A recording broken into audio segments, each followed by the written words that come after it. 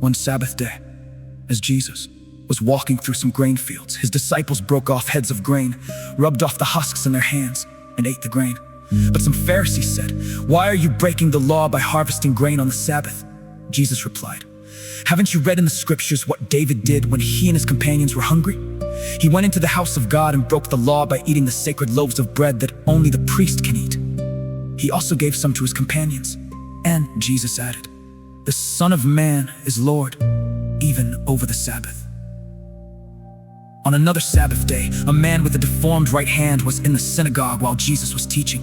The teachers of religious law and the Pharisees watched Jesus closely.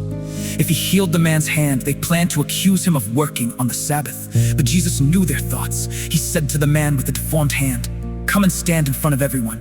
So the man came forward. Then Jesus said to his critics, "I have a question for you.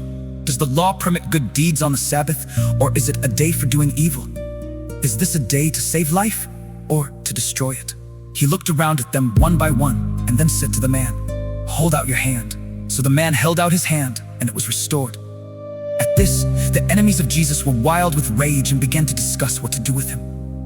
One day soon afterward, Jesus went up on a mountain to pray, and he prayed to God all night. At daybreak, he called together all of his disciples and chose 12 of them to be apostles. Here are their names: Simon, whom he named Peter; Andrew, Peter's brother; James, John, Philip, Bartholomew, Matthew, Thomas, James, Simon, who was called the Zealot; Judas Iscariot, who later betrayed him.